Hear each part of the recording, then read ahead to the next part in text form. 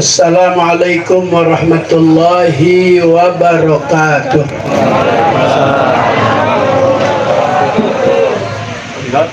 Di Pondok Bambu banyak pohon salam. Pohon salamnya di pinggir sumur. Ibu-ibu yang tadi jawab salam, mudah-mudahan panjang umur. Pohon salam banyak di Duren Sawit. Ibu-ibu yang jawab salam pulang dari sini nemu duit. Bismillahirrahmanirrahim. Alhamdulillah alladzi khalaqa wa ahya wa hakama ala khalqihi bil mauti wal fana wal ba'si ila daril jaza wal pasli ila daril qada litujza kullu nafsin bima tas'a. Wassalatu wassalamu ala sayyidina Muhammadin sayyidil Mustafa wa ala alihi wa ashabihi ahli sidqi wal wafa. Amma ba'du, qala Allah ta'ala fil Qur'anil Karim, a'udzu billahi minasyaitonir rajim. Walladzina ja'u min ba'dihim yaquluna rabbana ighfir lana wal ikhwanina alladzina sabaquna bil iman. Wa qala an-nabiy sallallahu alaihi wasallam, idza mata ibnu adama in qata'a amaluhu illa min thalathin, sadaqatin jariyatin aw ilmin yuntafa'u bihi aw waladin salihin yad'u lah. Sadaqallah wa sadaqa Rasulullah sallallahu alaihi wasallam. Para alim ulama, para kiai, para guru, para habaib, baik yang sudah meninggalkan tempat ini, Habib Ali, Kiai Haji Salim Nai, dan yang masih ada di dalam, mudah-mudahan kehadiran beliau menjadi sebab turunnya rahmat Allah Subhanahu wa ta'ala. Dijadikan kuburnya yang malam ini dihaulkan menjadi bagian taman-taman surga, raudhah min riyadil jannah. Kematian itu sesuatu yang pasti. Kata Sayyidina Ali, ma ra'aitul haqqa asbaha bil batili mislal mauti wa ma ra'aitul batila asbaha bil haqqi mislal hayati. Banyak manusia menyikapi kehidupan ini seperti yang pasti,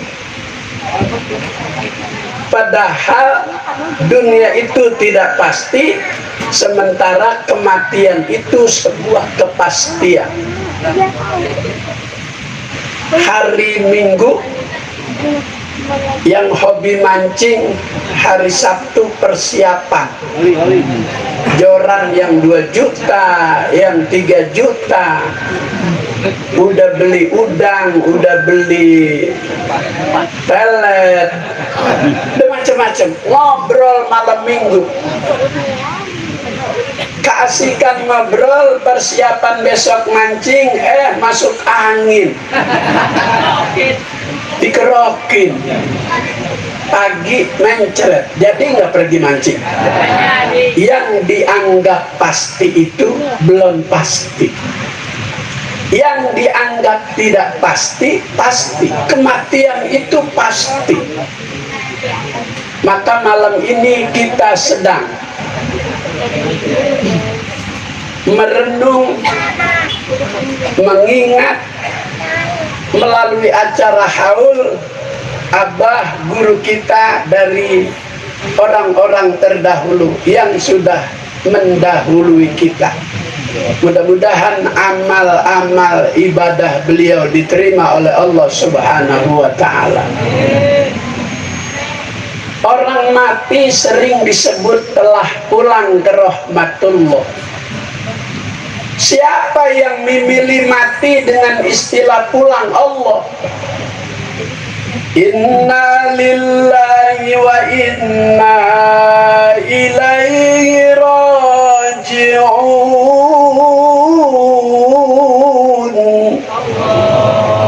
Allah itu yang mengistilahkan mati itu pulang. Madunya bibaqiyatin walakin, di dunia ini nggak ada yang kekal, nggak ada yang abadi. Nufarikuha bimautin wantikoli, semua Allah Ta'ala akan pisah dengan sebuah kepastian yang namanya mati, dan pindah dari alam dunia ke alam barzakh. Siapapun dia, manusia, tak ada yang tahu. Ainama takunu yudrikumul maut walau kuntum fi burujin musyayyadah. Wa ma tadri nafsum madza taksibu ghadan. Wa ma tadri nafsun bi ayyi ardin tamut. Manusia enggak tahu dia bakal mati di kampung mana. Dia bakal meninggal hari ini, esok, atau lusa. Andaikan manusia bisa menghindar dari kematian, bisa bersembunyi di lubang jarum, malaikat Israel tetap bisa menjumpai yang lari sembunyi di dalam dan lubang jarum. Maka mati itu sebuah kepastian. Maka berbuatlah yang pasti-pasti saja, yang akan membawa kita ke sebuah kepastian bisa berjumpa dengan Allah. Mati disebut pulang karena pulang identik dengan kegembiraan. Kita pulang dari sini ntar senang. Kenapa dibagi besek?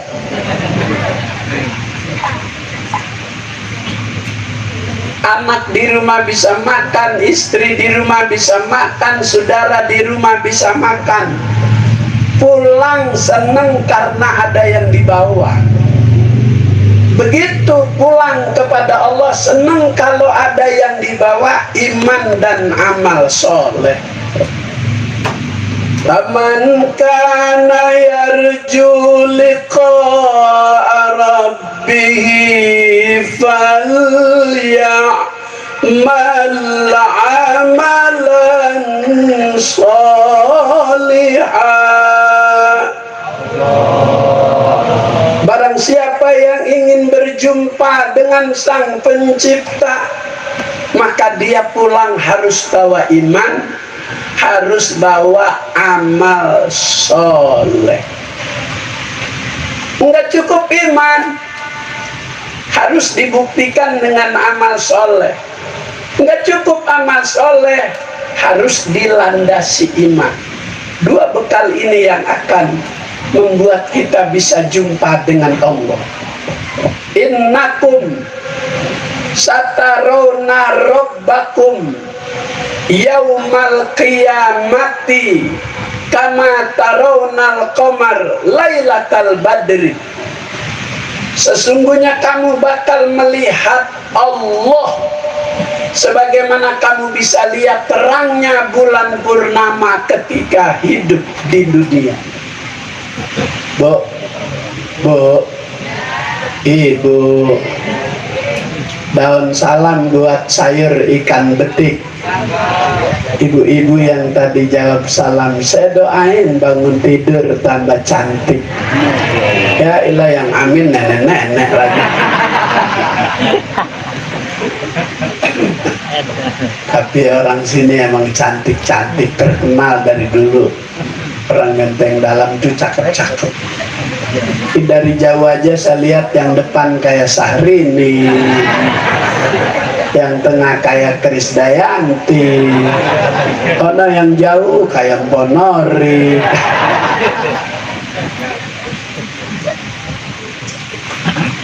Ceramahnya begini aja ya, nggak usah ngomongin jis yang mau diambil.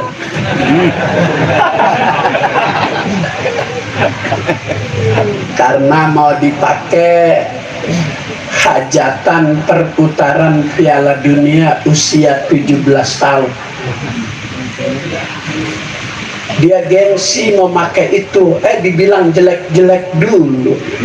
Katanya pintunya tidak memenuhi standarisasi. Katanya pintunya harus ada 4, sementara JIS cuma 1, diputer videonya. Pintunya banyak-banyak. Malu dia. Katanya nggak bisa bus yang mengangkut pemain masuk ke dalam, diputer videonya, bisa bus-bus besar masuk ke dalam. Malu lagi dia. Sampai 3 menteri datang menjelek-jelekan JIS untuk mengambil JIS. Menteri Pemuda Olahraga, 1 ama menteri yang terlibat korupsi tiang BTS. Iya, nggak usah disebut namanya. Erick Thohir ya. Makanya nanti JIS itu bakal diganti namanya. Kalau JIS identik dengan perancangnya Anies, nanti bakal diganti Jokir. Jokowi Erick Thohir. Wah, emang dasar kagak ada malunya tuh anak. Tapi Anies emang orang hebat. Dibilang JIS begini, dia ngomongnya enak aja. JIS bukan punya saya, milik negara. Silahkan kalau mau direnovasi, silahkan. Nggak usah pakai ngomong begini. Anies emang orang pinter. Anies pinter dia. Anies pinter emang. Anies pinter. Itu udah kelihatan JIS karya dia. Sementara si itu tuh bikin apa dia? Jalanan nono yang Jakarta Bandung nangkrak kagak jadi. Sekalinya uji coba keretanya tabrakan di atas. Nggak usah diomongin ya. Saya pengen ngomong haul aja dah. Nggak usah ngomongin Anies calon presiden ya. Banyak janur kelihatan manis, yang bikin orang kampung Raden. Insya Allah Anies jadi presiden. Ya Robbal. Sambil bilang amin, perhatiin yang di sebelah kita amin apa enggak. Kalau dia diem aja, dia memilih Ganjar.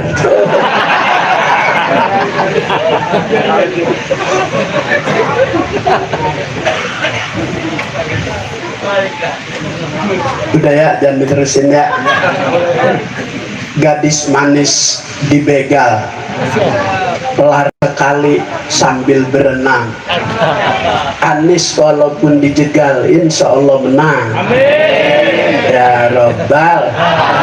Bukan kampanye, pantun.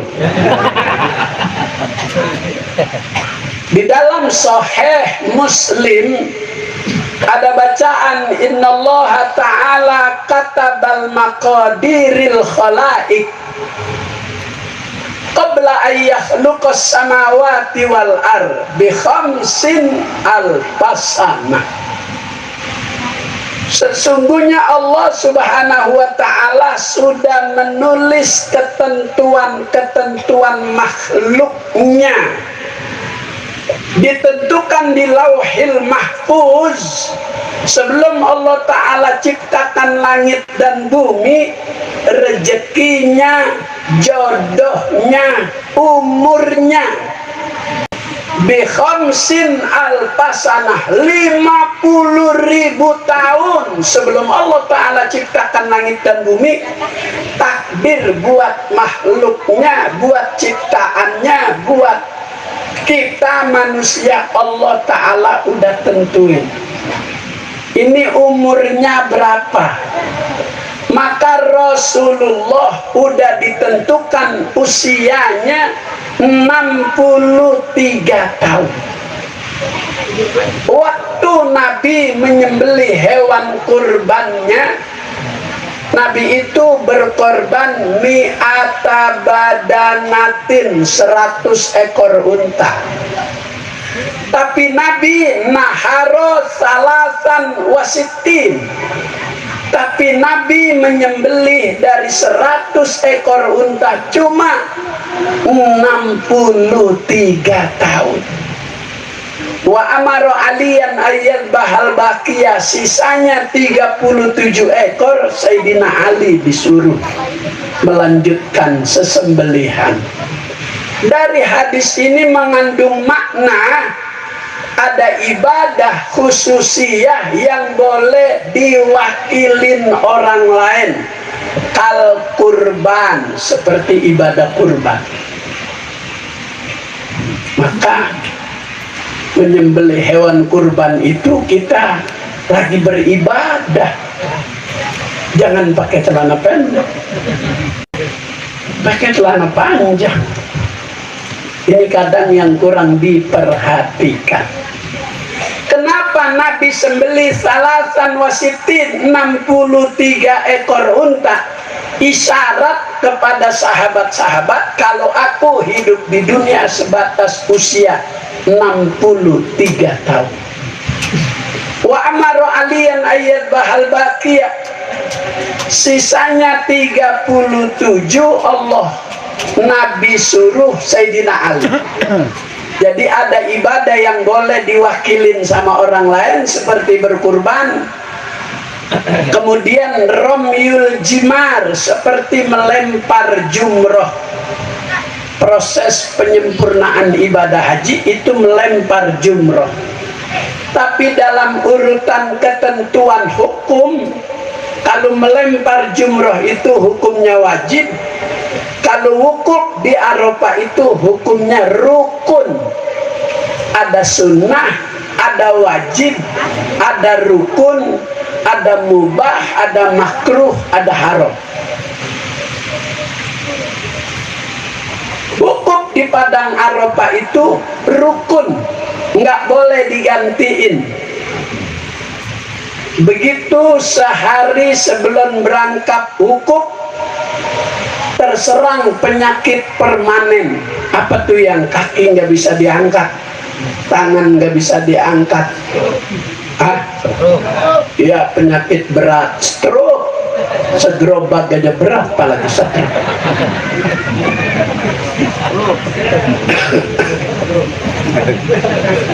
Iya, stroke. Nggak bisa berjalan, wukuf. Maka ada istilah safari wukuf, khusus pasien-pasien penyakit yang permanen. Dia wukufnya di mobil ambulan, jendela mobil ambulannya dibuka, biar dia mendengar proses wukuf di Arafah. Kalau melempar jumroh itu wajib. Kalau wukuf nggak bisa digantikan orang lain. Kalau melempar jumroh itu bisa digantikan orang lain. Karena begitu masuk waktu melempar jumroh, sakit dia. Seluruh urat-uratnya terasa asam. Oh, asam urat ya. Normalnya itu 4. Tapi hari itu terjadi diagnosa dokter, asam uratnya 14, bengkak, nggak bisa jalan. Maka boleh digantikan orang lain yang melempar jumroh dengan diberi upah. Maka kita kalau nyuruh orang menyembelih hewan kurban kita, kasih upah, diserahin sama panitia, titip panitia, ini uang sembelih. Kalau sapi 1 juta, kalau kambing 500.000. Panitia jangan mengambil pala buat upah tukang potong, kagak boleh. Wala yabi'u syai'in minal udhiyah, kagak boleh menjual sesuatu dari bagian hewan kurban. kulitnya nggak boleh dijual, palanya nggak boleh dijual, kakinya nggak boleh dijual. Lantar panitia makan ngerokok dari mana? Supaya tidak terbentur syariat, bekerja jangan sampai melanggar larangan, cari solusi. Kalau kita ngaji fikih, Muqaddimah Hadramiyah, syarah dari Busrul Karim, itu pala kaki serahkan dulu panitia yang lain yang miskin. Di pala buat lu dah. Lu kan merokok aja sehari cuma 3 batang lu. Gue tahu lu emang susah. Nih gue kasih lu pala, lu gue kasih kaki. Lu mau jual terserah, gue udah ngasih lu bagian si miskin pukoro. Lu mau jual terserah, cuman ntar kalau lu jual bagi gue juga buat beli rokok. Jangan pakai dibilang begitu. Dia juga ntar paham sendiri. Itu dalam tuh kan sama aja bohong kan. Itu memang beda dalam ijab qabul doa. Kalau ijab qabulnya udah buat lu, tapi jangan pakai ijab qabulnya ntar kalau lu jual bagi gua. Nah itu kagak boleh. Biarin dia jual.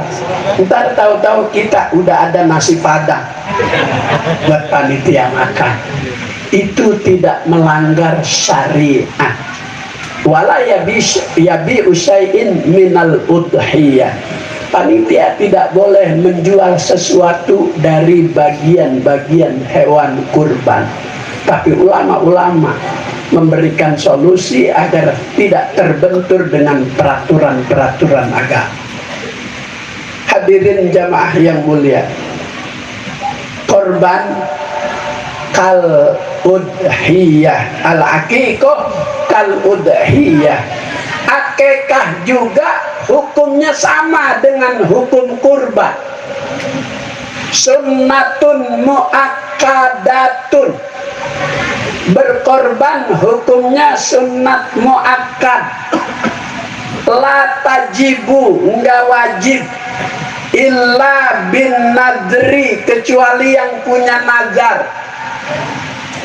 Begitu bini bunting gede, wah kayaknya kembar nih, mudah-mudahan kalau nanti yang keluar laki, gua janji, gua nazar, gua akekahin. Yang tadinya sunnah jadi wajib, karena anaknya 12 perempuan semua, nggak ada yang laki. Sampai dia nazar kalau punya anak laki dia mau akekahin, berubah hukum yang sunnah menjadi wajib. Kalau korban sunnah kata Allah, fakulu minha wa at'imul ba'isal fakir. Kalau korban yang sunnah, fakulu minha, boleh makan sebagian. Jadi kalau kita ngorban kambing 1 ekor, kita punya jatah dikasih sama panitia. Minha itu kaki paha depan 1 sama ati sejuri, itu boleh minha. Yang kagak boleh minta 4 paha. Nggak usah kasih panitia, potong dewek.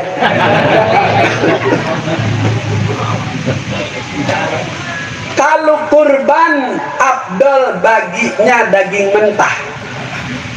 Kalau akekah afdalnya bagi daging mateng. Cara memotong tulang untuk akekah dan untuk kurban beda. Kalau untuk akekah ikuti serat-seratnya, karena akan mempengaruhi tulang pertumbuhan anak. Jika waktu akekah sembarangan potong tulang, sembarangan pukul tulang, hewan yang dijadikan akikah nanti jika anaknya laki main bola mau keseleok. Kalau yang ngerti penyembelihan untuk akikah sesuai dengan serat-seratnya disembelih, dipotong. Ini bedanya kurban dan akikah. Mudah-mudahan yang dihaulkan malam ini Allah jadikan kuburnya raudhah min riyadil jannah. Yang diakikahkan Allah jadikan anak yang soleh. Ya Rabbal, pengen gak punya anak soleh? Ya, 6 orang yang pengen gak punya anak soleh? 27. Pengen gak punya keturunan soleh? Itu di dalam kitab Majalisus Saniyah ada. Di dalam kitab Risalatul Muawanah ada. Adabul Mulamasah, etika berhubungan badan bapak ibu suami istri yang pengen punya keturunan soleh. Falyakul bismillah, maka awalilah hubungan badan suami istri itu dengan mengikut sertakan sebutan nama Allah, bismillah. Kalau udah bismillah, Allahumma jannibna syaiton wa jannibis syaitona ma razaqtana, baca doa. Wastur nafsaka wa ahlaka bisaubika, supaya punya keturunan yang soleh. Saat tidur suami istri harus pakai selimut. Wastur nafsaka, selimutin tuh, tutupin. Wa ahlaka bisaubika, dan istrimu juga ditutupin dengan selimut dari atas. Yang bapaknya aja yang diselimutin yang atas, kalau yang bawah jangan ketutupan. Ini di kitabnya begitu. Fa'iza ahsasta bil inzali falyakul huwallazi khalaqa minal ma'i basyara nasaban wa sihra wa kana rabbuka qadira. Apabila saat berhubungan badan udah terasa ada di puncak kenikmatan, maka bacalah bighairi taharruki lisanak, dengan tidak menggerakkan bibirmu, lidahmu. Artinya bacanya di dalam hati. Wallazi khalaqa minal ma'i basyara nasaban wa sihra wa kana rabbuka qadira. Rabbi habli minas solihin, Rabbana hablana min azwajina wa dzurriyyatina qurrata a'yun waj'alna lil muttaqina imama. Bu, keburu nggak baca itu, Bu? Kagak keburu. Orang saya lagi ketindian. La ilaha illallah. Saya lagi takut-takutan ngomong. Ini semuanya pakai proses untuk melahirkan sesuatu yang berkualitas, itu pakai proses. Maka mudah-mudahan yang diakikah Allah jadikan anak yang soleh. Al-Fatihah. A'udzubillahi minasyaitonir rajim. Bismillahirrahmanirrahim. Alhamdulillahirabbil alamin arrahmanir rahim maliki yaumiddin. Iyyaka na'budu wa iyyaka nasta'in ihdinas siratal mustaqim siratal ladzina an'amta 'alaihim ghairil maghdubi 'alaihim waladdallin. Amin ya rahman rahimin bi rahmatikal wasi'ah. Allah ya hakil Fatihah, sirril Fatihah, bi karamatil Fatihah, bi mu'jizatil Fatihah, ya farijal hamd ya kashfal gham ya man yahdi ya fir'aun. Allahumma rabbana hab lana min azwajina wa dhurriyyatina qurrata a'yun waj'alna lil muttaqina imama. Ya Maulana ya Mujib ya hadiran la yaghib, tawassalna ilaika bil habib, faqdi hajatina qarib, faqdi hajatina qarib, faqdi hajatina qarib, hajatan fid dunya bil maisirah wa hajatan fil akhirah bil maghfirah. Rabbana atina fid dunya hasanah fil akhirati hasanah wa qina adzabannar. Sallallahu ala sayyidina Muhammad wa ala alihi wa sahbihi wasallam. Alhamdulillahi rabbil alamin. Assalamualaikum warahmatullahi wabarakatuh. Waalaikumsalam warahmatullahi wabarakatuh.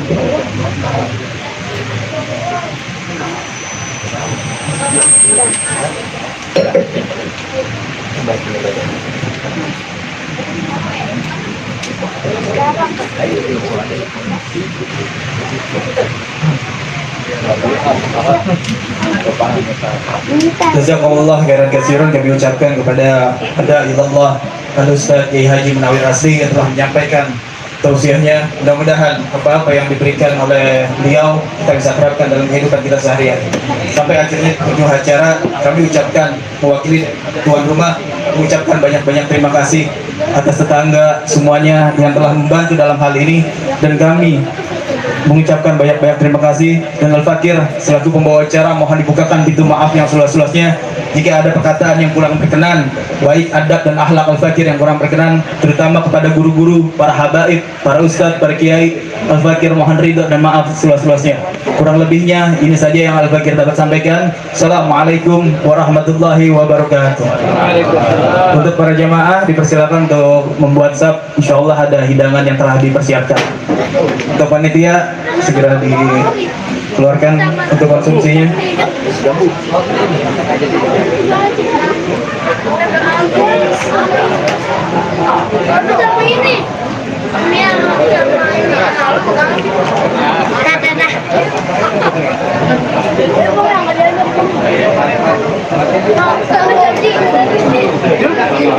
Ini sini enggak?